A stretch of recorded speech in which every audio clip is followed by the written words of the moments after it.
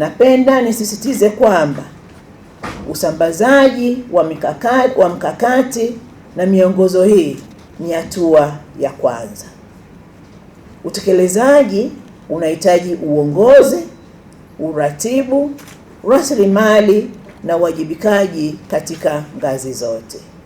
Hivyo, napenda kusisitiza taasisi zote kuingiza mkakati wa kitaifa wa elimu ya kidijitali na miongozo yake katika mipango yetu ya taasisi zetu. Najua tulishafanya hivyo, tusisahau kuendelea kuiacha katika mipango yetu.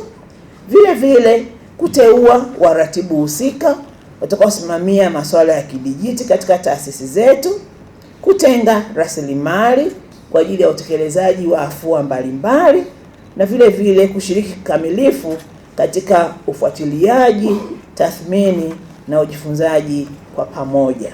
Serikali yetu imeshawekeza kwa kiwango kikubwa katika kuandaa mazingira ambapo mifumo ya kidijiti inaweza kutumika katika sekta ya elimu. Mtakumbuka serikali kupitia mifumo mbalimbali na ufadhili mbalimbali wameweza kufadhili wataalamu kwenda kupata ujuzi ili waweze kusaidia vijana walio katika taasisi za elimu kuweza kujifunza kidijiti. Kwa hiyo serikali inafanya capacity building.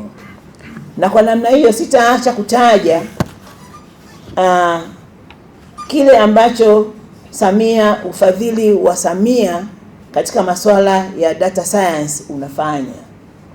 Na hii ilikuwa ni hatua muhimu ya serikali kuhakikisha kwamba kweli tunapata wataalamu waliobobea kuja kutumia teknolojia katika kufundishia, lakini pia katika kuchangia katika sekta mbalimbali.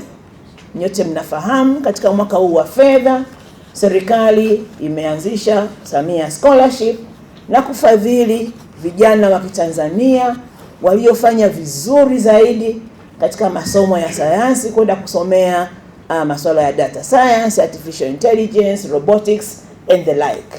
Kwa hiyo ni hatua kubwa sana ambayo serikali yetu imefanya. Serikali yetu imeshajipanga kuhakikisha kwamba matumizi ya kidijitali katika elimu yanafanikiwa. Ndipo hapo sasa Wizara ya Elimu ikaja sasa na mwongozo. Ikaja na mkakati kwanza, namna ya malengo ya kutumia vifaa hivyo, namna ya kuboresha capacity za wanaokwenda kutumia vifaa hivyo, na masuala mengine yanayohusiana na masuala ya kidijitali. Kwa hiyo Wizara ya Elimu kama ilivyokuwa ni majukumu yake, iandaa mkakati ambao unaweka mfumo wa kitaifa wa pamoja wa kuratibu na kuongoza mageuzi ya kidijitali katika ngazi zote za elimu ili kuwezesha ujifunzaji hata katika mifumo isiyo rasmi. Sio kwamba kwa kuanza mkakati huu ndio tunaanza sasa matumizi ya kidijiti. Ukweli ni kwamba vyuo, taasisi mbalimbali za kielimu tayari walikuwa wanafanya matumizi ya kidijiti katika taasisi zao za elimu. Kwa hiyo mkakati unakuja tu kuweka mfumo wa pamoja wa uratibu wa masuala hayo katika sekta. Hivyo sasa mkazo mkubwa sasa ni utekelezaji.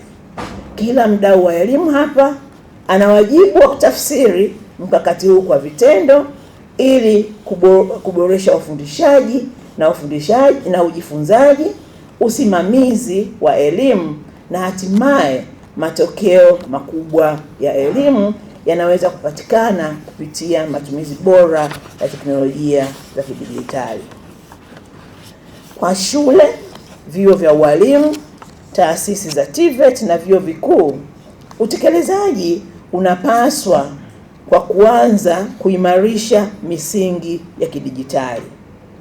Hii inajumuisha uboreshaji wa upatikanaji wa internet ambayo tayari serikali yetu ishafanya sehemu kubwa, mitandao ya ndani ya taasisi, intranet ndani ya taasisi husika, kuwa na vifaa vya kidijitali pamoja na vyanzo vya umeme vya kuaminika sambamba na matumizi thabiti ya majukwaa ya kujifunzia mtandaoni na mifumo ya kidijitali iliyoidhinishwa.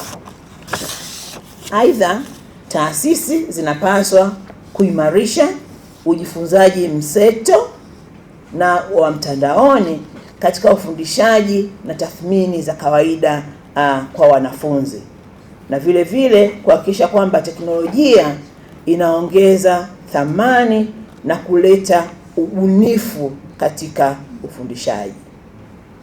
Vile vile kipaumbele maalum kitolewe kwenye masuala ya ujumuishaji na usawa, ili wanafunzi walio maeneo ya vijijini, wanafunzi wenye ulemavu na wengine waliopo katika mazingira magumu wasiachwe nyuma katika safari hii ya mabadiliko ya kidijitali katika sekta ya elimu. Haitawezekana hata siku moja katika tendo la kujifunza au ufundishaji mwalimu akakosekana. Kwa hiyo notion ya kwamba mwalimu anaondoka kwa sababu ya matumizi ya kidijitali, ukweli notion hiyo I think is wrong, na mimi nafikiri mwalimu sasa atapasa kuimarisha tu umahiri wake na weledi wake wa kufundisha kupitia teknolojia hizo.